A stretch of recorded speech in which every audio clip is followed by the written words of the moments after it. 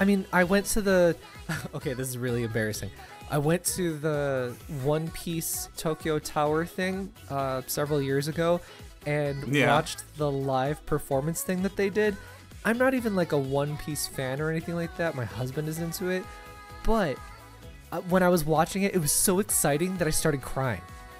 I was just overwhelmed with emotion that nothing could happen, and I cried.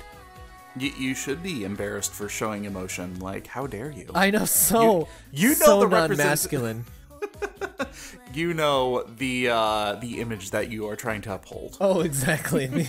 It's the very strongest image, you. clearly. The strongest image of not a sad-brained, lonely child. Is that like a checkbox on your taxes that you fill out? Oh, I wish. Except that they actually punish me more for it. But yes, the only emotion that we as men in this world are allowed to show is anger. And opinions on video games, Galen. Yes. Nice way to bring that back around. I didn't know where we were going with that. I don't know either. Let's just start the show.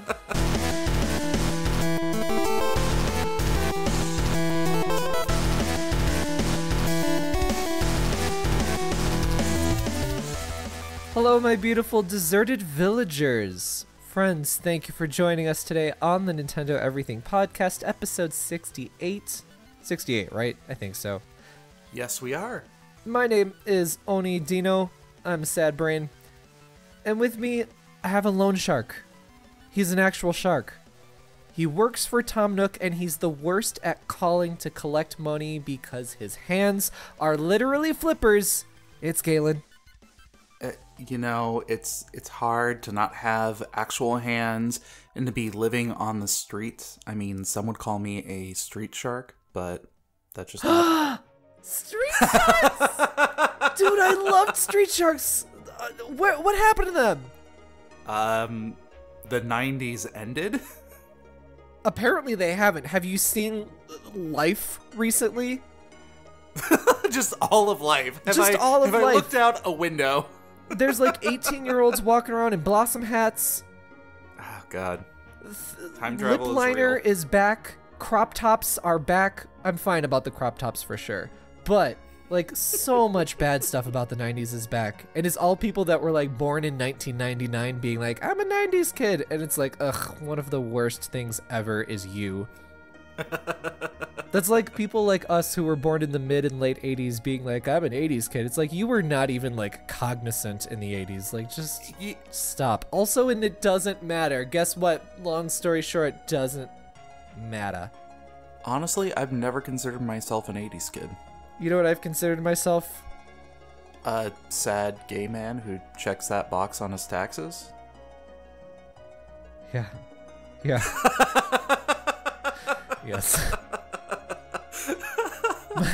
Okay, so if your personality traits are tall and swampy, mine are sad and gay. I would like all of our listeners to, when they email us in, to now address us as such: Dear tall and swampy and sad and gay. Oh, God. Don't invite this. Don't invite this. Whether I invite it or not, it's happening. Oh, no. Email us, nintendoeverythingpod@gmail.com. Hey, let's start the episode. Swampy and sappies. Sappy? What? You've already screwed it up. Leave it to Galen, right? So what's coming up in this episode? We're going to be talking about, of course, the big Animal Crossing Direct that just came out recently. Galen has lots to say about it. I am going to lean on him for this. I have a lot to say in this episode in general. Oh, good. I bet a whole bunch of our audience just went, ugh. I'm kidding. Well, yeah. No. I talk way too much, and I could use a break. Boy, could I just use a break from everything. There you go. And I promise I won't talk about Magic the Gathering or DBZ at all. Just saying. In addition to the Animal Crossing, we're going to be talking about Trials of Mana, a game that I am super, super excited for. Like, crazy excited for. This is like top tier excitement of video games that are coming out in the near future, and I feel like I've barely talked about it on this show, so we're going to be talking about that. There's some new info that came out recently this week. Yeah, there hasn't been a whole lot of like new info that's been popping up about it, so it's kind of nice to see. Yeah. So we'll talk about that. Some more little tidbits, and if we got the time, we're going to talk about Sakurai's most recent Famitsu column on the Smash DLC, the Fighters Pass Volume 2. I just translated his column, and it went up on Nintendo Everything, so people be looking at that. It's a talking point. Nice. Who doesn't love talking about Smash? Yeah, exactly. I believe I read the Cliff Notes version of that, so... Oh, don't read the Cliff Notes version. That has a little bit of machine translation in there from... no offense to the source, whoever it was, but there's definitely a little bit of machine translation happening in those notes. That's why I was glad to translate the whole thing. Yeah, Beep boop robot. Boob robot? It's like you went to Japan. That is basically what like a quarter of all Japan is. Problematic sentences coming out of your mouth. So Galen, you're going to tell us about some video games, but before you do, where can people target you to yell at you about your opinions? If you want to berate me for my opinions, please do so on the Twitter at Mobius087. And if you want to berate me, you can go onto the Twitter at Oni_Dino. Also, I've received a lot of very kind comments from listeners being like, is Oni Dino okay? Thank you very much for your concern. No, I'm not. But you know what? Life is an ocean of waves crashing upon you and salty water, and it just goes up and down. And you know what? It was up for a while. It's down now. It'll come back to up. I'm a poet. You know what? I see what you were trying to do there, and I will give you compliments for that. Galen, while I take a sip of tea and die, why don't you tell me about Snack World, a dungeon crawl? Let me tell you about my favorite game of 2020 so far. It is a charming game, isn't it? Yes, oh my god. This game, I have not heard about this game at all until maybe about a week and a half, 2 weeks before it launched. So, absolutely everything that I'm experiencing, I am completely surprised by. I literally just bought this game because it's developed by Level 5. Nice. Not a bad choice to be like, you know what? Piquing my interest, Level 5. They make quality games. No, they 100% do. They seem to take forever to go westward, but they do make quality games. Yeah. So, for those who have not heard of this game before, Snack World is a JRPG. It is an action JRPG, kind of in the style of, I want to say like Diablo. It's literally a dungeon crawling game. It's literally there in the title. But the character of this game is unlike anything that I have played recently, and for a good long while too. It's incredibly self-referential. The beginning story starts with this knight who comes in and is reporting to the king, and he's like, "Oh well, we found this child right outside of the gates. Could he be the legendary prophecy of the one who will save the kingdom?" And the king's like, well, in any other RPG, which stands for, I think it was like Royal Palatial Garden. Oh, that's lovely. Yeah.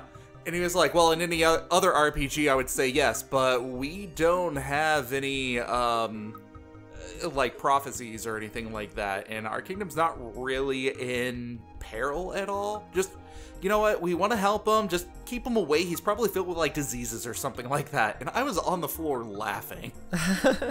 Yeah, breaking the fourth wall constantly, right? Absolutely. There's a lot of bits like that. When you end up waking up in this inn and you go talk to this, the innkeeper, and she's like, oh, well, you don't know what any of this stuff is? That sounds like a great time for a tutorial. Here, let me go ahead and tell you. And she's like saying this up front. But beyond just the writing and kind of the cheekiness of how they've been putting everything together is the way that they design all of the monsters. Like, there's a monster that is it's just a ninja in a frog in a ninja outfit. Love it. That's it. There's another one where it is it's a flying bee that is literally the letter capital B. Uh-huh. And they all have their own voices and their own personalities that go along with it too. There was a vegetable bulldog where it's literally a gigantic cabbage with a bulldog's face on it, and it just does this rolling attack after you. Vegetable dog. There are slimes in the game, and they have this weird, like, masochistic tendency because they want to get beaten up, because if they can get beaten up 2,000 times, they'll be able to turn into a metal slime. Oh, I love it. But they're all nondescript, so nobody can tell each one apart, so you don't know if you're beating the same exact one. So... And I really want to know. It's like, if I go out and kill 2,000 slimes, will I actually find a metal slime? Like, I would not put it past it that they have some sort of weird Easter egg in there. I love the idea of personifying, the most mundane enemies and characters like that. And it makes perfect sense, but it makes sense in like a fourth wall breaking trope, I guess. Yeah. It just... Oh yeah, hit me real good. I gotta become a metal slime. Oh yeah, I love it. Oh yeah, beat me. And the character designs are fantastic. They are... I'm trying to think of something to relate them to, but... Yeah, visually, like what's this game look like? It's incredibly colorful. It's very vibrant, very bright. It's one of those ones where you look at it and you just feel good about everything, no matter what you're doing in there. Uh-huh. The characters themselves are very... It's 100% an anime. Just putting that out there right now. By the way... Actually, there is an anime to it, too. Well, yeah, and that's the other thing. This is apparently a remake of a 3DS version that we never got here in the West. Correctamundo. Yes. And apparently, I had no idea about any of this. Yeah, it's... Okay, so that's the thing with Level 5 is that, like, their games often go westward, if at all, like, years later than in Japan, and then sometimes their marketing and their PR is not the best as well, even though, like, clearly this is a quality experience. I mean, I played it, the Japanese version a couple years ago for a little bit, and... the Western version, I've heard people talking nonstop about the localization, about how good the writing is. So I actually want to buy the game a second time so I can experience the localization, just being a translator myself, Yeah, I'm still trying to think of a best way to describe the characters. It's very, like, normal body proportions, but then they have a really, really big head. Yeah, it's the super deformed look, but... Yeah, what was that Final Fantasy game that you were playing last year? Bro, you are gonna have to narrow it down. It's gonna be like, that food that you had last year. I am a goblin when it comes to that, man. I want to say it was one for the Switch that had, it was like a compilation, or it led to a bunch of the different franchises that you would go through, but it had that very similar aesthetic where... normal body proportions compared to everything else, but then they had a really big head to kind of go with that. On the Switch? Maybe it was the Switch, maybe it was the phone. I would need to look this up. I know there was one. Game. Okay, I'll come back to it later. If I remember, I'll go ahead and... No, I need to know now. Do a smash cut. Do an editing cut right now. Oni Dino, future Oni Dino, and then Galen, say something right. No. World of Final Fantasy. Oh. I didn't like that game.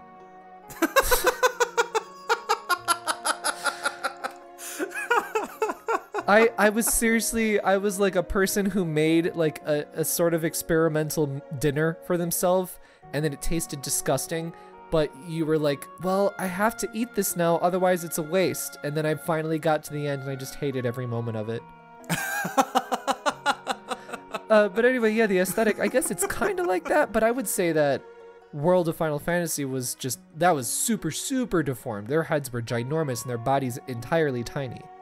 Yeah, it's definitely not that exaggerated, but if you think along those terms, that's kind of going to get you a generalized idea of what the aesthetics look like. Although, in this entire time, you could have literally just pulled up an image on Google, so...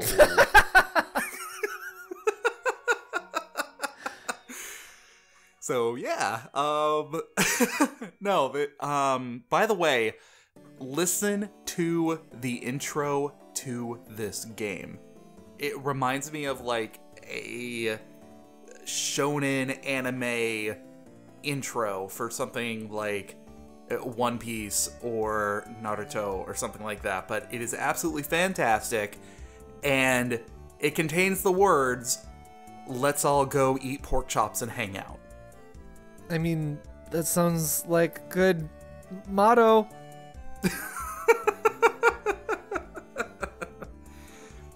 No, I am going to be playing this game a lot more, but from what I have played so far, which is about a good 2-3 hours, I've absolutely been enthralled by this game.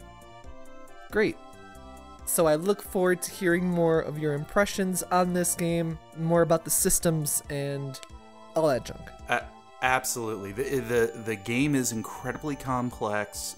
There are different weapons that you can equip on the fly.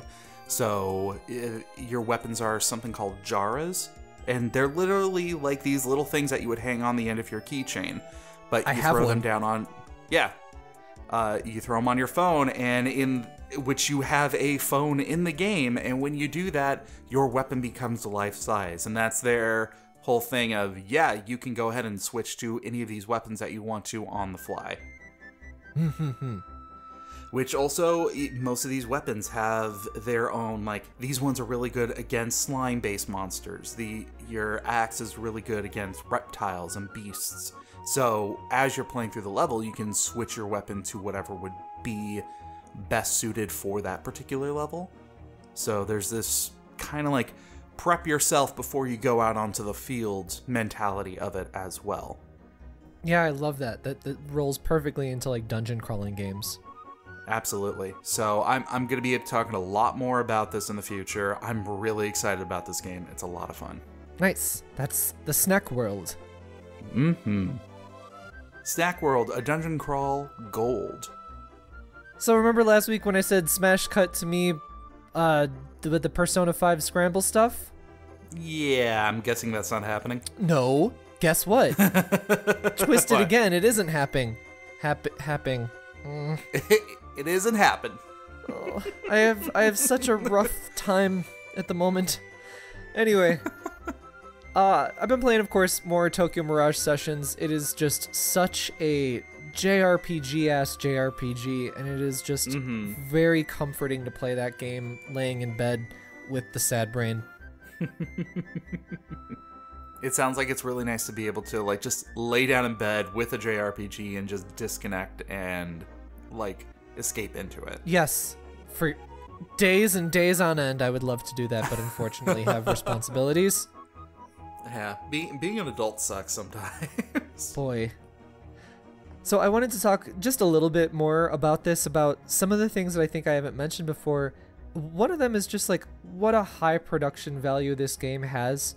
You know, the songs were all produced and I think written by people from Avex Trax. Avex Trax is like the premier pop agency in Japan.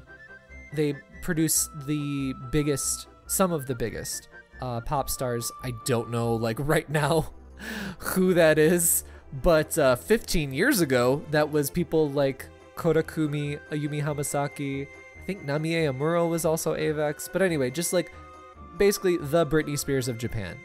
You know, the Christina Aguilera of Japan, that kind of stuff. You know, I remember 13, 14-year-old Galen listening to Yumi Hamasaki for the first time, so... Who doesn't remember 13 or 14-year-old Galen? Not everyone? Literally everyone listening to this, actually. They don't remember. Why are these words? Anyway, there's that element to it, but also the voice actors that they hired to voice the characters had to be voice actors who also sing. So, there's this extra layer of consideration and production that had to go into this, and I really appreciate a lot of those extra touches that had to go into this game. A lot of the tracks in the game are super bops too. Like, probably I'll throw one in this episode because who gives a damn? You mean you haven't already? Well, who knows? That's a little problematic though. I've been putting in like some songs here and there because I want to like, recommend songs to people and whatever. However, they oftentimes will get like flagged, which is fine. Like, it's not about like monetization or anything. However, when they get flagged, they can get not promoted, or they can get, what's that called? Like, copyright claimed? Well, the copyright claim, yeah, but I mean, which is not a problem really. It's just that the copyright claim leads to not being able to view it in certain countries maybe, or something like that, or not getting, sent out to subscribers and whatever. Well, that's just on YouTube. YouTube is one of our smaller listening platforms anyway, so it's not that big of a deal. But anyway, I guess point is, if you guys listen to this on YouTube, you should listen to this on a different listening platform. Really, you should. Like, it's not a good listening platform for a long form podcast. Download, like, if you got an iPhone, you already have iTunes. That's right there. If you have an Android, download Google Podcasts. Like, that's all free. That's all like very low RAM, low whatever. There's no ads in that. So just like do that. You really do not like YouTube. I don't, like, especially after having done it a little bit too. I was like, ooh, this is not a good platform. But it super isn't. Like, it can just like whatever. Anyway, Tokyo Mirage. So now that we're on the topic of voice actors, are you playing this in English or Japanese right now? Is there an English isn't version? an English dub. Oh, all right. I have a suspicion that they were planning an English dub because the songs, when you play the game in English, it has English subtitles during the songs. The English lyrics to the songs in Japanese being sung are metered out perfectly to be sung in English. So I think that early on it was planned to do a dub, and I wonder if the poor reception of the Wii U and the poor sales, and then the poor sales of the game initially when it launched first in Japan on the Wii U, that led them to cancel their dub. I wonder. This is totally speculation. But just because the songs are localized and metered out perfectly, like, that is not common at all. That takes a whole bunch of extra effort on the localization team to do that as well. So I don't know. It's just very suspicious. But anyway, yeah, it's only in Japanese. And I'm also playing it in Japanese text and everything like that too. So, what's your question? But I mean, like, that also, it brings it back to my original point of it being high production value, where it's like you would have to hire English voice actors who can also sing. And, that adds a layer of costliness to the production value. I mean, I don't know. It worked out for Rhapsody and Music Adventure. I'm keeping that in. You screwed up your L's and R's. That is amazing, though. Like, when you think about that, like, back on the PlayStation, a JRPG that's aimed at beginners that is fairly Japanese in its appeal. It's very, like, anime kind of style. It's anime style. And they localized that and put in singers in English. And they had a dub in it. Like, that's nuts that actually happened. And that was Atlas 2, I believe, that was published it in the West. Yeah, I want to say so. God. And I know that they even re-released it. They re-released it for the 3DS. They did, the regular DS. Was it? Yeah, the regular DS. Yes. Sorry, my mistake. Yeah, well, don't be incorrect on the internet, okay? You got to come correct on the Nintendo Everything podcast. Let me get back to Tokyo Mirage, though. I want to talk about a few other things that I feel like I haven't talked about.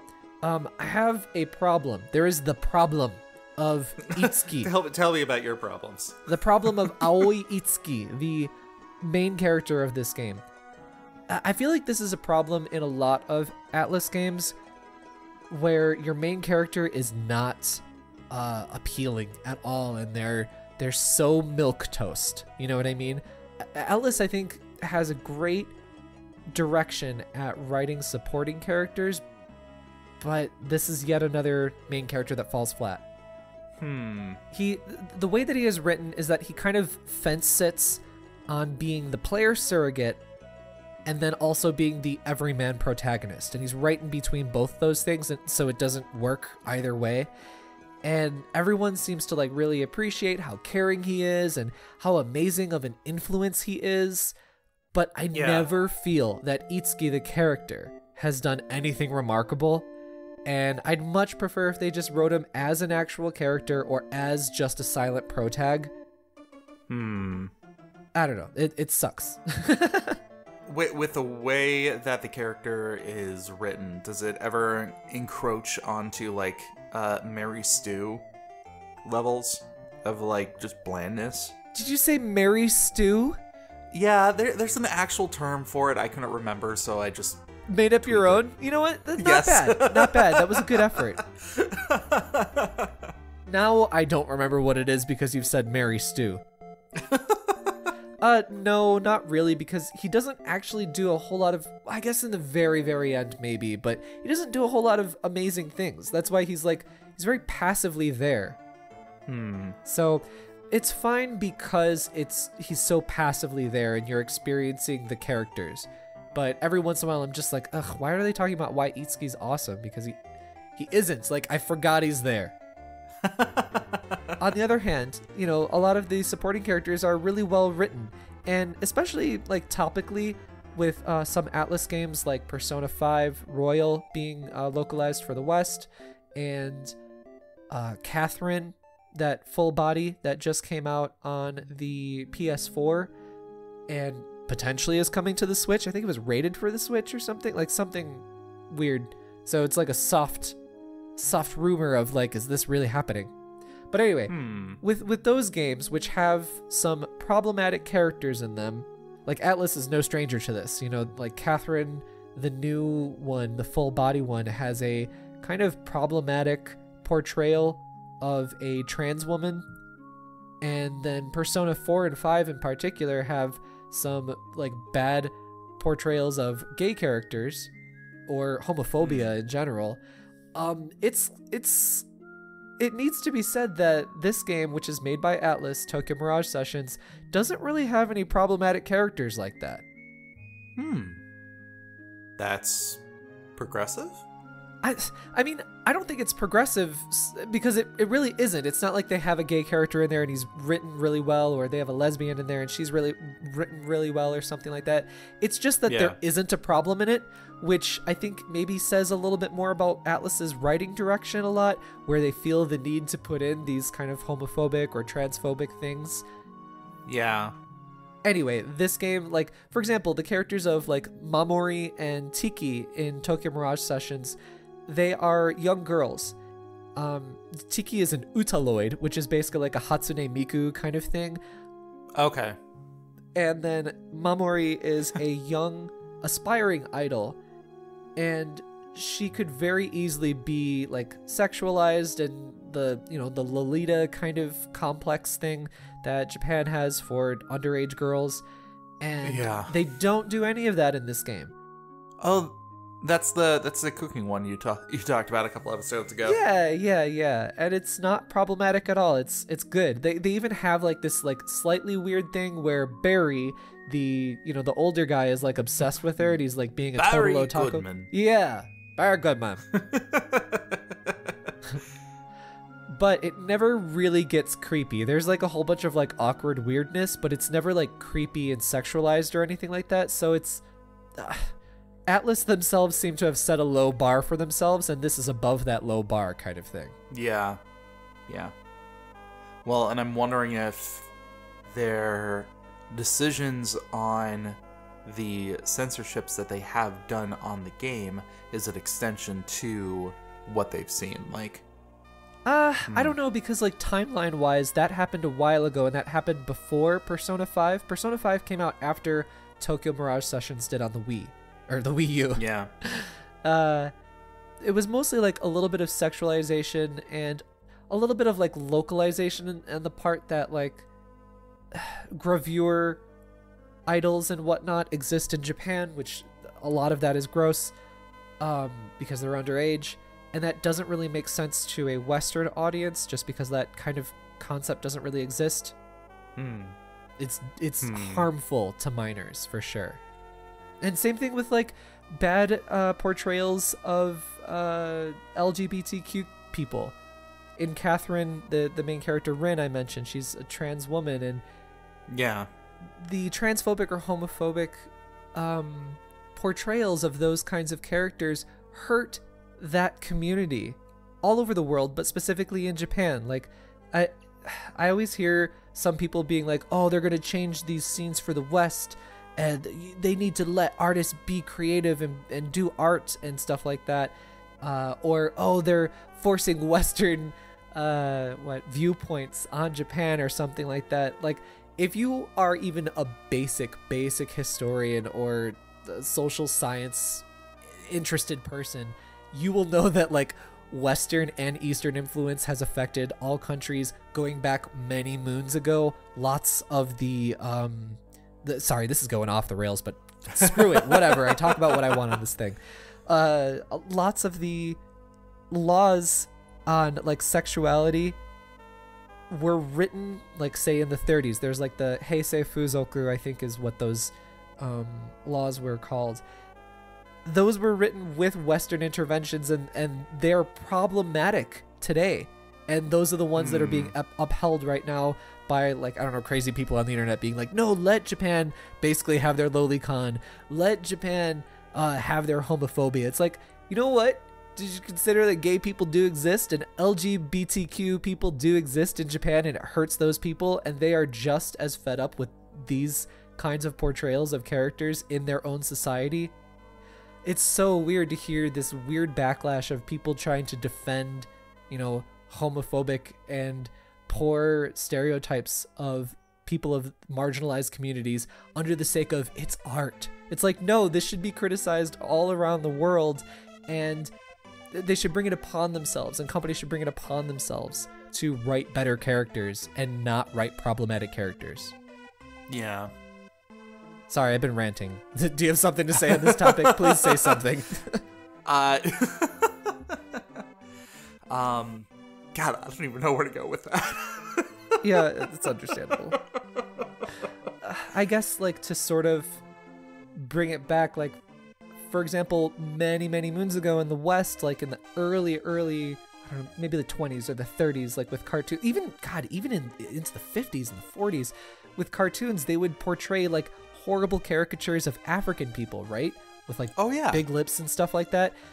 We have definitely stopped that, and this is another caricature that needs to go away with, like, for example, in Persona 5, they're editing these scenes where there's like there are effeminate NPCs that are sexually aggressive with the main character, who is also a minor. And it's like, that's just like such a terrible stereotype of like, gay people are predators, gay people or gay guys want to have sex with any guy, even straight guys or something like that. And that plays into like that heterosexual fear that heterosexual men have, I should say some, where it's like, that's why they fear and that's why they oppress subconsciously LGBTQ people. It's so harmful to progression, and I think people don't realize why it is just so incredibly harmful on a subconscious level. Yeah. So Tokyo Mirage Sessions doesn't have any of this. Oh, sorry for my rant. I don't know. My brain is all over the place.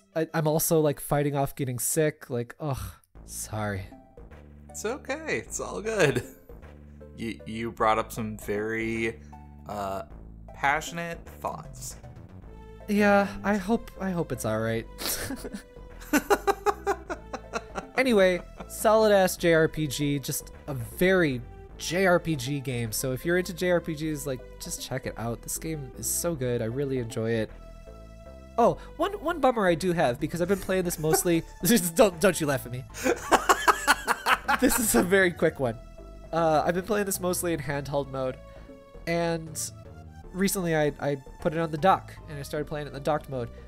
There don't seem to be any upgrades into the docked mode. Like, it still seems to be 720p, lots of jaggies happening all over the place. That's odd. Yeah, it is a little odd. Like, sometimes, that happens, but, like, it's not like the frame rate increases or something like that. Like, the frame rate is a very solid, very few drops, 30 frames per second in handheld mode. So I'm wondering why they, couldn't just bump it up to, say, 900p in docked mode, or add some extra anti-aliasing or something like that. I don't know. It doesn't look that great on the TV when I've been playing it so much in handheld mode, and it smooths out a lot of those rough edges that you don't see very well.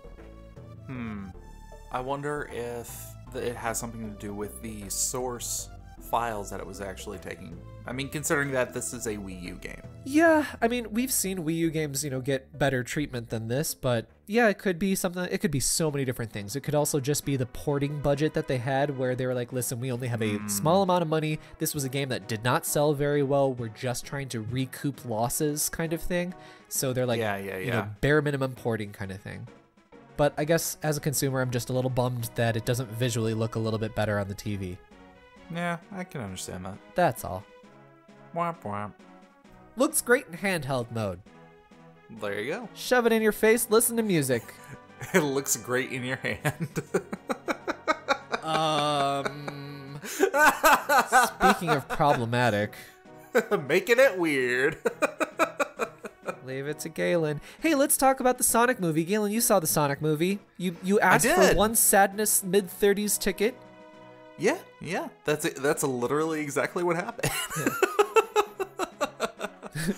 Yeah, so I saw the Sonic movie, and you know what? It's all right. That's great. I'm accepting of this movie, and I really hope it does well. I think I've already heard some things that it's brought in more money than Detective Pikachu. No, it has had a better opening weekend or something like that than Detective Pikachu. That's what it was. Yeah. So, where to start with this? Okay, so overall, I enjoyed the movie. I thought it was a good video game movie. I'm just gonna put that out there. Yeah. It did not break any barriers or anything like that. It did not change my impressions of... I didn't walk out of the movie theater wowed. Let me put it that way. But that's fine in terms of like a cinematic thing, right? Like, it doesn't need to be any of those things. It just needs to be serviceable. Yeah, and this is exactly what it was. I was a little bit surprised by how they did actually write Sonic's character. Ben Schwartz does an amazing job with him. Okay. He's the guy, if you've seen Parks and Rec, he plays John Ralphio. I'm sure lots of our listeners will understand that. I do not. Okay, anyway, so he does an amazing job, and I really do believe that this is a modernized version of the character. He has a lot of those base attributes that people associate to him when they think of his 90s counterpart, but there's more of a vulnerability in his character itself, and they really kind of rely heavily on that throughout the movie, which is kind of what pushes the story forward a little bit. Yeah. Well, I'm sorry. It's funny. It's like, it would be the same exact, if you say switch Sonic with Pikachu, it's the same funniness to me, because it's just like, he has a vulnerability, and Sonic's what is Sonic's motivation? This is the question that we need to ask ourselves as film critics. You know what I mean? Well, and here's the thing. You have those assumptions, and then you have that bias for this kind of movie, because when you think of Sonic, you think of, oh, hey, chili dogs and gotta go fast and terrible pictures on, DeviantArt. And I'm saying... I do not think of those. Funny story. You know who does think of those? Sex weirdos. That's who. Yeah. So, you. Not that kind of weirdo. But I'm just saying that this movie kind of makes an effort to go beyond that and try to give his character a little bit more depth. I mean, whether or not you think that they did that, it's, you know, another debatable topic. With that said, though, I think that this movie is best for not going solo. Like, I would not go and see this movie again, especially on a solo venture at all. The only reason I was so adamant about seeing this was because I said that I would. So, But if you are familiar with the Sonic franchise, you played it as a kid, you have kids now, and you want a movie to take your kids to, this is a great option because it's simple and easy enough that kids would be able to understand and find themselves entertained, and it's not so mind-numbing that... It's not like Alvin and the Chipmunks, where you're watching this saying to yourself, oh my god, why did I do this to myself? Yeah. It does take a step beyond that, which I appreciate. I also appreciated Jim Carrey's character a lot more than I was expecting. That's surprising to me. Yeah, I'm going to have to retract some of the doubts that I had prior to the movie. He goes very Ace Ventura with a lot of his line deliveries, which sounds like it would just be kind of groan-worthy and, oh, Jim Carrey kind of being Jim Carrey, but with the stark contrast of everyone else and the fact that they really wanted Robotnik to be kind of like this, almost a caricature of what he was in the series, it works. It really plays well. And yeah, I see it now after I've seen the movie. Like, I understand why they gave that role to him. So, other than that, just Sonic was a very fun movie. I enjoyed it. If you have a group of friends going, or if, you know, you have kids who want to go see a movie, this is a great option to be able to do that. Otherwise, I'd probably just recommend waiting for, you know, video or streaming or whatever. And it was nice. But really, how disappointed are you in the redesign of Sonic? In the redesign? What do you mean? Oh, it's terrible. That first design, so much better. What?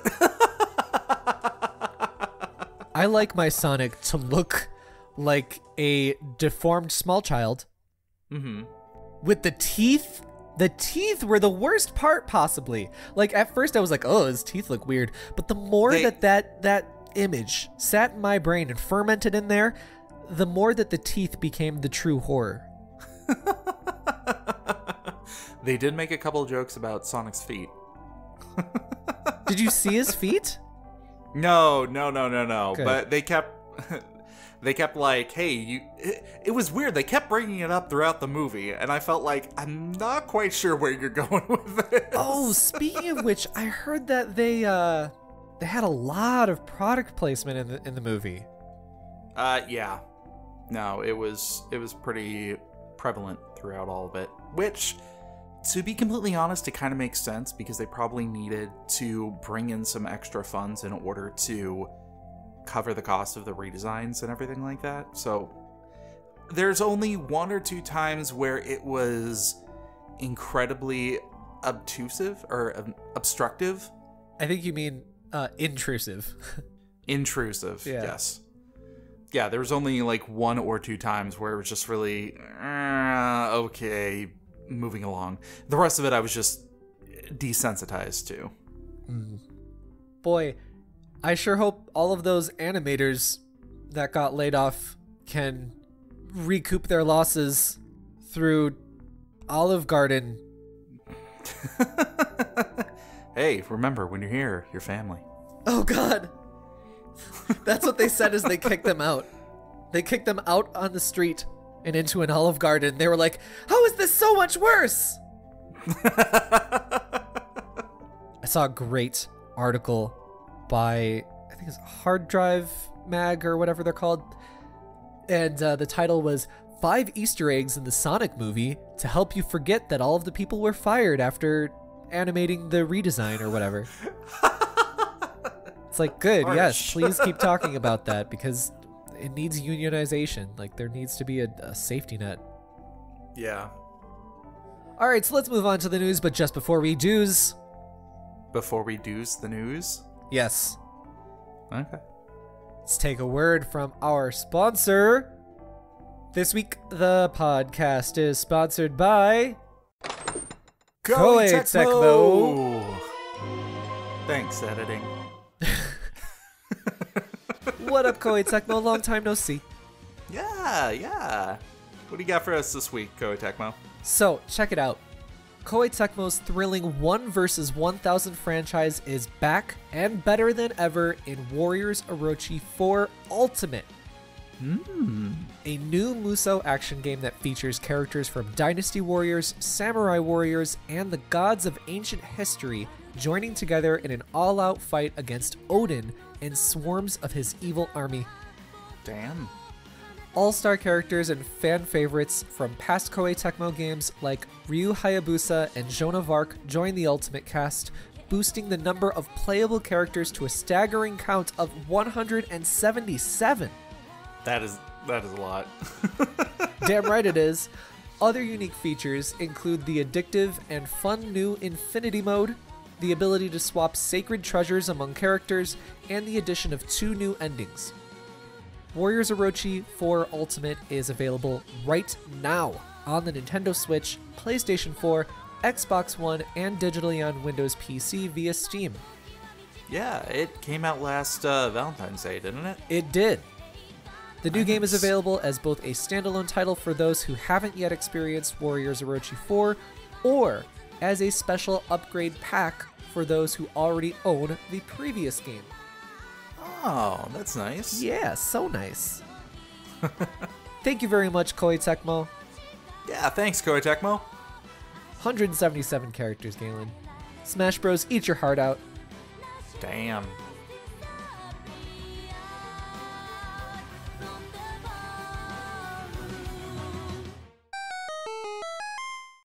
So in the news, very quickly, Xenoblade Chronicles Definitive Edition has been rated in South Korea.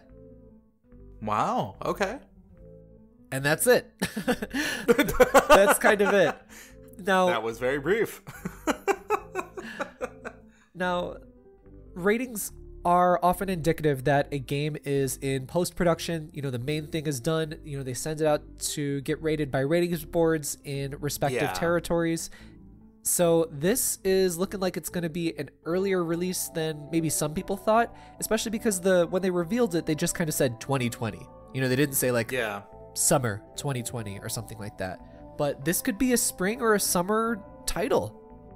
I would not be surprised if Nintendo is holding on to this for some sort of surprise drop whenever they come out with their next direct. Like, near the end or at the end, they're like, oh, by the way, this game will be ready next month or something like that. I see.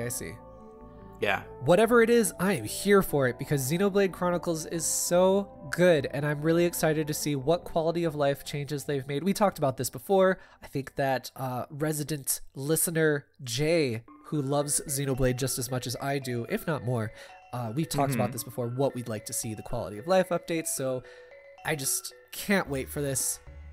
Yeah. I'm really excited to hear about your opinions of it. Sadly, I already have plans when it comes out, so I won't be able to when does it come out? Oh yeah, it doesn't matter because you already have plans. Are you seriously not going to play this game? This is like such a good game. No, I'm totally gonna play it. It's just you know the setup for the callback was right there, so I had to go for it. Yeah, we'll see. You know I don't me. believe you. I'm like a cat with a laser pointer. I might wiggle around a little bit, but I'm gonna pounce on that one day or another. This was a weird simile. On to another fantastic JRPG, Trials of Mana. Got some new info on this game. So Galen, tell me off the bat, what do you know about Trials of Mana? Like the game as a whole, or Stop stalling for time. I know it is a game. I know it is a remake, and I know it is coming out soon. Great. So let me tell everybody, and Galen, because Galen knows nothing. We'll call him Galen Snow. So this is originally on the Super Nintendo. It was released in the Collection of Mana pack on the Switch as Trials of Mana. It's the third game in the Mana series. It's the game after Secret of Mana, which is a darling in many people's hearts. Yeah. Now, I can't remember, is this a direct sequel, or is it a new batch of characters that just follows along in the same, like, continuity? It's the latter, so it's okay. Brand new characters in the same world kind of thing. So you'll see, like, reoccurring characters, but that's kind of about it. Yeah. So there's 6 main characters, kind of similar to Octopath Traveler. And there are 3 main storylines. 2 characters will share a storyline, so that's why there's 6 and 3. Which main character you choose changes the villains of the story. So there's so much replay value in the Super Nintendo game, and I'm assuming as well the upcoming remake that's going to be on Switch. Well, that's pretty cool. It's very cool. It was like incredibly ambitious for the Super Nintendo. There's so much political stuff going on and world building going on. It makes sense that you can play through the whole game and you don't experience lots of different stuff in the world because it's a whole world, right? So that adds to the replayability, but it also adds to the world building aspect as well. Yeah. One character gets exiled from their kingdom for whatever reason. One character is searching for their friend that went lost. Another character, her father was killed, and then her brother, whom she raised, went missing, so she's looking for him. Like, it ranges from, like, really interesting to fairly tropey, but I think that's good to have those undulations, because you can't write amazing, well, whatever. You can. You can. It's fine. It definitely sounds like there's a lot of, like, intertwining threads that keep, like, crossing paths with these. Each one you want to follow. Absolutely, definitely. I feel like this remake is going a little bit under the radar because it's coming out very soon, at the end of April. So, God, we're talking 2 months from now? So, this week we got some new information about the systems in the game. So, there's a growth system and an ability system. Okay. What's the difference between these two? So, the growth system is like leveling up and whatnot, and you get basic stat increases, but then you can allot a point when you level up to a certain stat, so you can kind of do specific stats to strengthen how you like for your character. So it gives you a little bit of customization, so you can grow your characters in a certain way depending on how you want that character to be played as. Absolutely. Okay, I get that. And then the ability system is a new system to this remake. There are apparently like passive buffs that you can equip. There's over 300 apparently in the game. There's character specific ones, class exclusive ones as well. Now, you've played have you played this game before? Oh yes, I played I played it at your house back when we were in like junior high. I played the ROM hack or something like that. Gotcha. This must have been right when that came out, too. So here's my question. With this new ability system being placed in there, are you at all worried about balance and things like that? Not at all, because they're remaking this game from the ground up. So I think that they're just adding new things to it. And they sound like very familiar things that we've seen in action RPGs before, because this is a full-on action RPG. And it just sounds like familiar, comfortable systems that it's just sounding like similar to Tokyo Mirage Sessions, where it's just a JRPG-ass JRPG. All right, cool. System me up, fam. And then the class changes are, of course, coming back from the original SNES game. One of the coolest aspects to this is that, like, there's 2 points in the game where you will change your character's class, all of your characters. Yeah. And they come like really quite a while into the game. So it's not just like, I don't know, it's not like a Final Fantasy Tactics where you're always switching your class around or whatever, or even Fire Emblem where you change your class like a little bit more often. Yeah. This is like each class, because it's only twice, really matters. It totally changes your look, it changes your abilities, and there are, God, how many paths? There's 4 ultimate paths that you can go down. So you basically, when you get your chance to upgrade, you choose either light or dark. And you can go light, light, light, dark, dark, light, or dark, dark. Is there a difference between dark light and light dark? Absolutely there are. Okay. And they're all 4 totally different classes, the ultimate classes. Huh. So anyway, in this update that we got this week, you can, of course, change your classes and stuff like that, but you could also respec. I don't think that was something in the original SNES game, but you can respec if you have these like really rare items and change your classes, reset your classes. You can also do something that I really love where you can change into your upgraded class, your advanced class. But say you really liked the look of the previous class, you can change your costume basically, just cosmetically, back to those old things. Oh. Yeah. That's pretty cool. Yeah, I love that. I love when games do that. I'm thinking of just Xenoblade Chronicles again. Xenoblade Cross on the Wii U, they had 2 different sets of armor. They had the cosmetic and then the actual armor. So you could equip all this stupid looking armor and mismatched armor because it gave good buffs or whatever. But then you could change what your cosmetic look was on your character because you liked the look of this or that more. Yeah, yeah. I forgot to mention this earlier, but there's also an element similar to that in Snack World. Oh, nice. Yeah, it's cool because in the game they actually have daily trends of what's popular and what is more beneficial to wear. So, like you want to wear pink clothing and you want to wear this particular brand of armor. So, oh, I like that. Yeah, I'm not quite sure what it does, but I know it's important enough that they mentioned it already. So I'm waiting to get to that part of the game where I can actually figure out what that is. Sorry, side note, but no, it was totally topical, fine. so I wanted to throw it in. I need to jump back in on that game. Snack World? Yeah. Oh, you played it before? Did you not listen to me earlier in the episode? I played the Japanese version when it came out. Oh. But only a little bit. Like, I didn't play it very much, and it's been so long since I played it that I just need to start a new file. Gotcha. Gosh. You guys listen to me. He doesn't. We really are a married couple, aren't we? Sometimes. My wife does refer to you as my other wife. Problematic.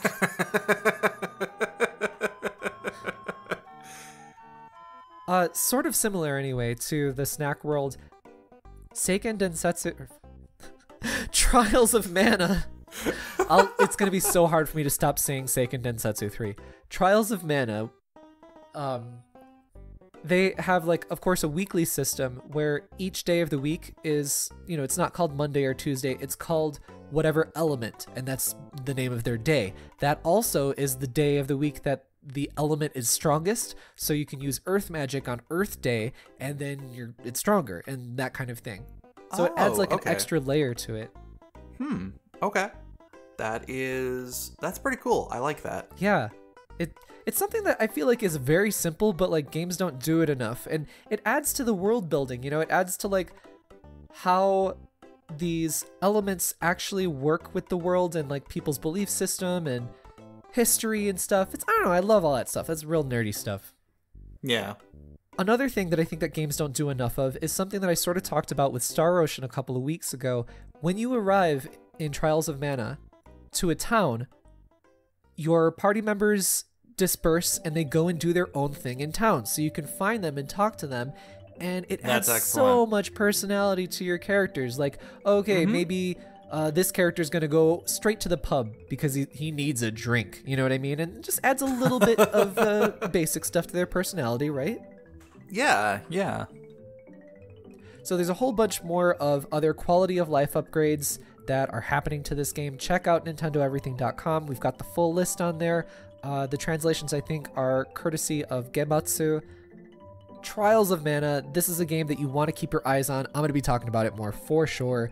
This is a game that, like, the SNES game, when I played it, I was like, man, this deserves a remake because it was so ambitious and it was like limited by the hardware a little bit. So I was like, this game deserves a remake. It's never going to happen. And then it happened, and I couldn't believe it. This is the wildest one for me. I'm actually really excited for hearing more about this game and hearing more details about it. I really hope it comes out a little bit more frequently as we get closer to the launch of it. It'll certainly be coming out way more frequently on this podcast, I'll tell you what. Yeah. So now on to the meat of this podcast, an hour in. Animal Crossing Direct happened this week. Yes, it did. Galen, tell me about this Animal Crossing New Horizons, aka Animal Crossing Fyre Fest. It could be a Fyre Fest, depending on how you set it up. Nintendo did what it's been doing again. So we have a last-minute direct that they went ahead and threw out. It was about 20-25 minutes long. Not a whole lot of new info that actually came out with this direct, but I don't think that was the point of it. I think the point was more so to just kind of get people excited about the franchise, because they've been withholding a lot of different information and a lot of different screenshots, commercials, whatever you want to consider. I don't remember seeing a lot of stuff for this game leading up to this direct. Actually, I think that there was a lot of new information in this direct. And as we've seen, immediately the day of the direct, they're doing a huge marketing push from here on out. Basically, they got a whole month of marketing. They released 4 commercials or something like that. They're doing a Twitter campaign with Tom Nook himself tweeting out. Yeah. I will admit, I went ahead and subscribed on Twitter to him. As you should. As you should. You know what? You need your daily morning updates. I feel like Tom Nook saw last year's documentaries on Fyre Fest on Hulu and Netflix, and he was like, oh, I can do that. I can do that better. I'm better than Billy. Galen has not seen these documentaries. I can tell by his nervous laughter. Lovely listeners. I have seen both of them. No, you haven't. I have seen both of them. No, you haven't. You don't even have hands. How could you see it? What? No words. I have no words anymore. Good. Welcome to the Oni Dino podcast. I just really want somebody to make an edit of a villager that says, so I got to Tom Nook's office, fully prepared to his bells. I think it will be a little bit easier to import your cherries into the village, but that's besides it. They actually seem to be going very relaxed on the taxation and the imports in this game. They did a little bit more of an explanation on what Nook Miles were, which I was really, really worried that this was going to link itself somehow into some sort of microtransaction. Me tickets too.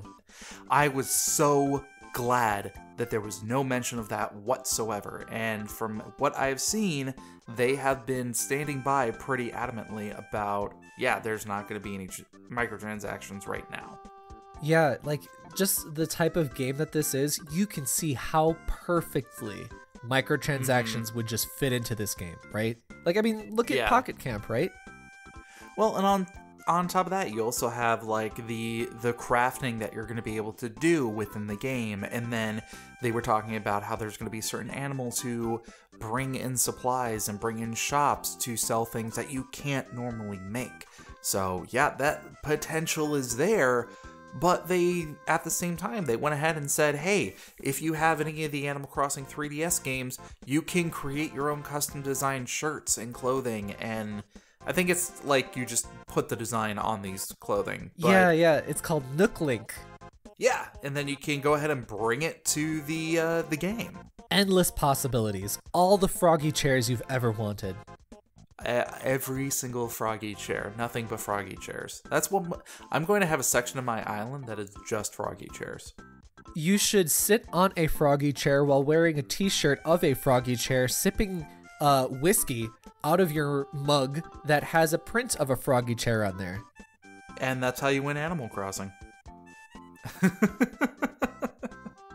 You know, as opposed to losing Animal Crossing when you apparently run out of HP or something. That's something that's in the game now. Okay, so I wanted to ask about something that's sort of like that. How are they going to mitigate the punishment of putting the game down and then coming back to it months later? Like, you know how, like, if you come back to it way later, your bills are in collections, people forget about you, your yard is overgrown with weeds. Well, and I mean, that's kind of how it's always been in the series from what I understand. Yeah, but that can be prohibitive, I think, to some players. So I'm wondering if they're going to do anything about that. I don't know. They do also seem... I think that might be part of the reason why they have such a weird thing going on with their save. Yes. So let's dial it back. Let's talk about the positives first, then we'll go into like those controversies, right? Yeah, I feel like we're all over the place a little bit here. Well, that's what happens when you lead the way, Galen. Let's talk about some of the new stuff that came out in this direct. We saw like building the island utopia from scratch, bits of like Minecraft with the land development, right? And we knew that they had some sort of a crafting system in the game at this point, but I was surprised to see that you can actually edit the island itself and actually change the island. Like, if you don't want that river that's going through the center of it, you can just take that out. It'll take a while, but you can do it. Yeah, and they make it be part of the world as well, where they're like, okay, this costs this, and you have to do it yourself, and that kind of thing. Yeah. There's like a lot more freedom and like variety of directions that you can go in this game than I thought. You can change your island into basically a town and into a city by, you know, paving everything. And I think this is going to be truly the most time sink Animal Crossing yet. Yeah. No, absolutely. There definitely seems like a lot that you can do in this game, and I think they were kind of banking on that replayability in what the gameplay loop of Animal Crossing is. So they really seem to be doubling down on, here's all of the different things you can do, now go do all of the different things. And do it with your Nook phone. Remember to take your selfies. Yeah, no. It's not about selfies on Instagram anymore. It's about posting to TikTok and being an e-boy and an e-girl. Have you heard about this? No. I know that TikTok was getting a lot more popular, but I didn't know that they had phrases. Yeah, okay, so this is something I just learned about. I feel very old reading about this. Feel so disconnected from young people. But I think that, to be fair, I think that this is a very young person thing, like a 16-year-old kind of thing. But there's like counterculture to like the perfect Instagram model and like perfect looking thing. And they call themselves e-girls and e-boys. And they're usually like a little more grungier and stuff. Kind of like goths and scene kids and stuff like that. It's basically that version, this internet version of that. Okay. TikTok. It's Instagram for goths. Yeah. I want to see them do a version of that for Animal Crossing and call it like Nook Knock. I mean, the main girl that they were pushing in these Animal Crossing New Horizon images and videos, she's got dyed pink hair. She's basically an e-girl. I have a lot of thoughts that are like going through at the same time, and I don't think any of None them of them can should be argue with happening. this. None of them are good. So tell me, what else is new in this game? What else are you excited about, Galen? I liked how they explained a little bit more detail on how you can play with other people. So you can actually go, you can visit other people's islands, and I really like what they're doing with the temporary friend codes that they can give out too. How does that work? So from what I understood, basically if you want to, you can give your friend code to somebody. Like, I could give you my Switch friend code, and I can come and visit your island. But if you know somebody who you're like, hey, come visit the island, and we can do a trade, you can get a temporary friend code, so they can still visit your island, but they don't have to sign you up as an actual, like, friend on the Switch system. Okay. So they're, like, separating the two. And I really like that. So you can get involved with the actual Animal Crossing community and the people who play that without having... Like, I like that separation. Yeah, there. okay. Like, at first I was like, well, that just sounds like unnecessary confusion. But as soon as you mentioned that, that makes perfect sense. Because, like, yeah, on Twitter or on TikTok or whatever the hell people use, you know, they can put out their Animal Crossing thing so they can, you know, get the benefits in Animal Crossing. Yeah, yeah. Well, and also, like, I'm gonna shift gears here and look at another game. So I'll use Destiny as an example. I have a bunch of friends that I have met and play Destiny with, but in order to stay up to date with what they're doing in the game, I have to add them to my friend list online. So if I look at my friend list and I see, hey, I've got 78 friends and 34 of them I met through just this one game, and they're off all doing other different things, it's like almost a little overwhelming because of the notifications that pop through, and it's like, hey, this person's online, hey, this person's playing such and such. I always turn those off on all of my consoles. I can't stand that. Yeah. So it's also going to be a lot easier if you want to, like, hey, check out this island I made, and put that up online. And you don't have to, like, accept friend requests from everybody who wants to come on there. Problematic words. However, that island is stuck on that Switch that you made it on. Correct. Yes. One Switch per island. Wait, no, one island per Switch. One island per Switch, yes. But they do also have multiple accounts which you can sign up for it. But so each account is not going to be its each own island. No. That's correct. That's 100% correct. However, you can have multiple people on the same Switch playing at the same time with that multiplayer thing they were talking about. Right. Mm-hmm. So let's get a little bit into the controversies, if you will. Now, overall, Animal Crossing is being, like, very well received on social media and whatnot. Everybody seems to be very wholesome about it. And there's a lot of, like, I don't know if you've seen this yet or not, but, like, Doom, Eternal, and Animal Crossing come out the same day. And there's been a lot of, like, Twitter back and forth between them that's, like, really wholesome and really cute. Mm-hmm. Isabel goes up to the counter and she's like, one copy of Doom Eternal, please. And she puts her bells on the counter. Just a whole bunch of cute stuff. I love seeing little things like that. That's good. Good. That's a lot of fun. Yeah. But there are a couple of aspects of Animal Crossing New Horizons that people are meeting with disappointment and frustration. Okay. So it's one island per Switch, not per account or anything like that. Mm-hmm. At launch, you cannot move your users and your save data to another Switch for Animal Crossing. Yeah. I still feel like it's a little weird that they're doing this, but I really think it has something to do with, one, I've been seeing a lot of people making comments about it's a way to combat piracy. Another way is to probably sync up with the online aspect. Right. Because I know that, you know, Animal Crossing, especially for, like, the 3DS, it was notorious of, hey, I need this certain event during these certain times, so I'm going to go ahead and change the internal clock of my system to go ahead and reflect the times of the events that I want to play. Uh-huh.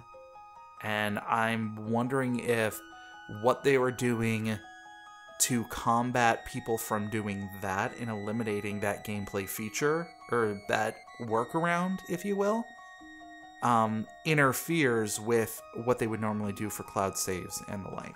Yeah, I mean, there's a lot of unknowns as to why they're doing this, and like we can only go into speculation because they haven't given any reason for stuff like this.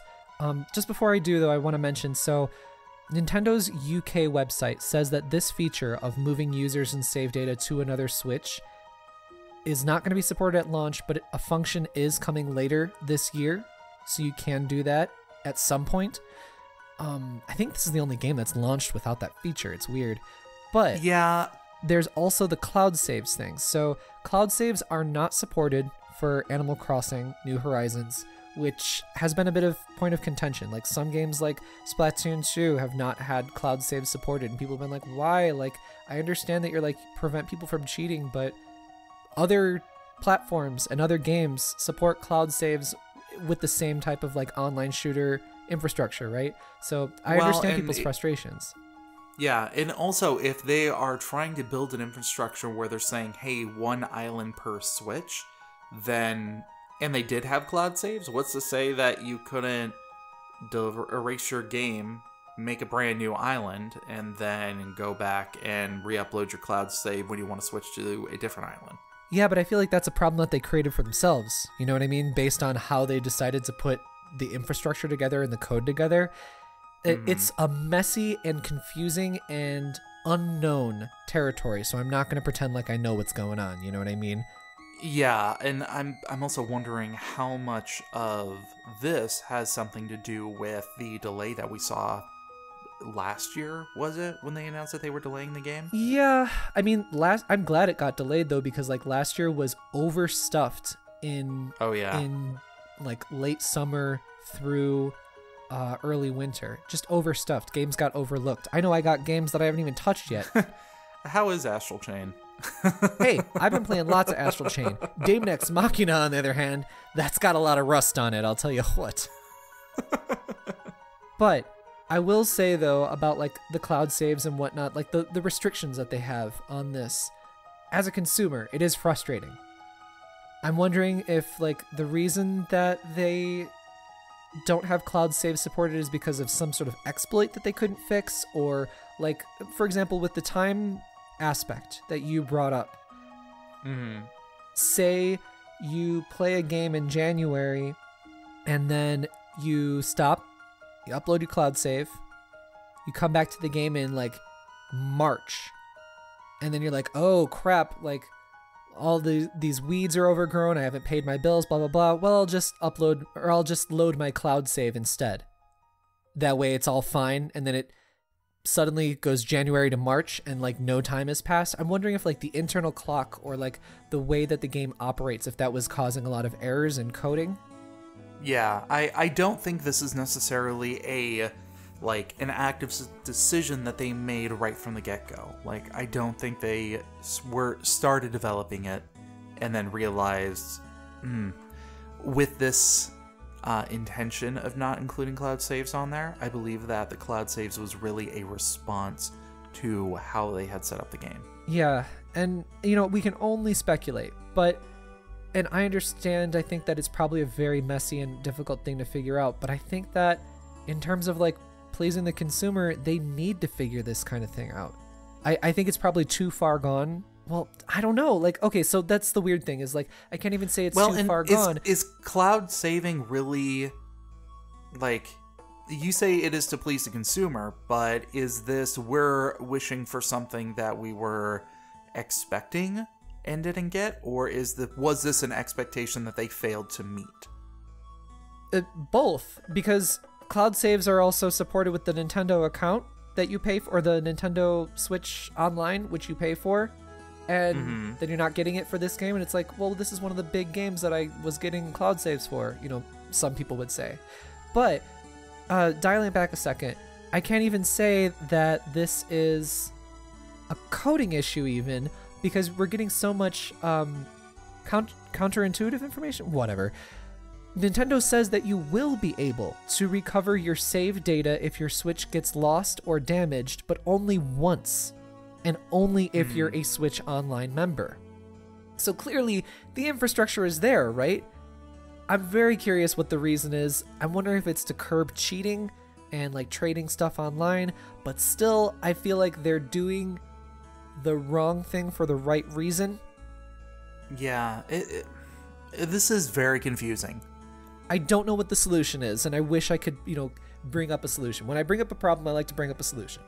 But well, and that's the thing. I don't even know what's causing the problem that made this decision. Right, exactly. So I can't, and I don't know. All I can really say is that the end result still sucks for the consumer, and I wish that they could work through it. I wouldn't necessarily say it sucks, but I can understand that how it would make people disappointed. I mean, it's good to have your saves backed up to the cloud in case you lose your console or whatever, right? Or it gets broken or stolen or whatever. Well, yeah, absolutely.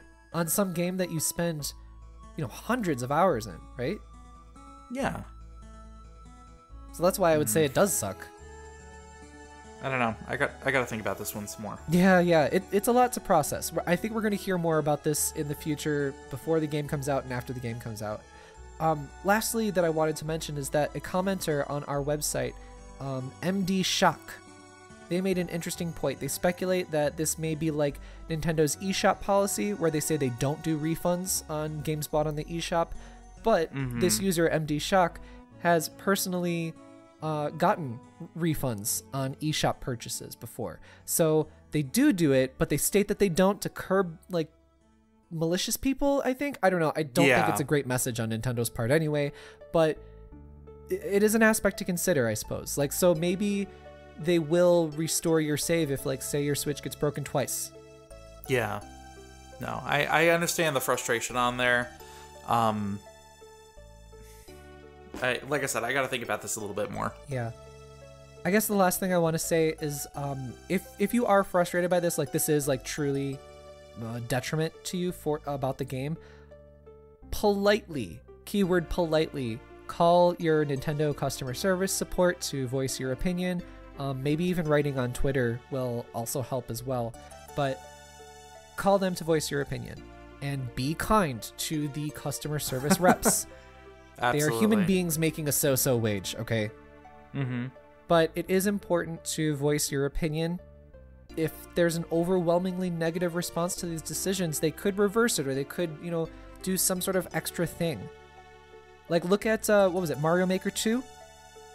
When they did a direct for it right before E3 or something, like really quickly before E3. It's like a week before. Yeah, it was about the number of levels you could actually upload. If I remember right, it wasn't that. That said that they were going to, like, it starts out very small and they're going to update it over time. But the thing that a lot of people had backlash on with Mario Maker 2 is when they said that you could play online, but not with friends, only random people. Oh, okay, yeah. And that's what they said in the direct. And lots of people complained about that, and apparently enough complained that, at least in the eyes of the consumer, Nintendo reversed their decision on that. They addressed at E3 that they were going to change it from being random people only to, you can, via update, you can play with friends. That might have been something that they were planning down the line, but still, like, they addressed it quicker. Maybe they pushed the update out quicker. Who knows? Anyway, that was thanks to people voicing their opinions. So anyway, it's important to give critical feedback on something like this if it does affect you, but be polite, be level-headed about it. If you're rude, you're a jerk. Absolutely. And then also your criticism isn't taken seriously. So being a jerk is actually not only you just being like a bad person and putting out like negativity and stuff like that, but it's also not getting your point across, the thing that you're really trying to do, right? So you have to be level-headed so you can be taken seriously. Yeah. What's that old adage? You catch more flies with sugar than you do with honey, or with vinegar. You catch more flies with honey than you do vinegar. First of all, why do you want flies? Why do you want them in Animal Crossing? You can still catch them.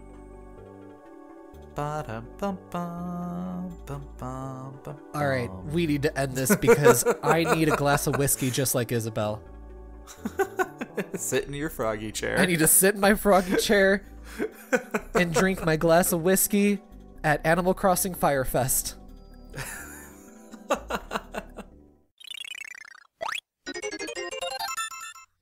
So very quickly, let's move on to the additional DLC. Galen, what are you going to recommend this week? You know what? I'm going to recommend going to see the Sonic movie if you want to. I won't go too much more into it because I kind of explained that more earlier, but honestly, it was a very fun movie to go see. I'd give it a chance. a resounding recommendation. Well, and it's weird because I don't know if I necessarily want to recommend it as I am stating with my voice of approval that this is a fantastic movie.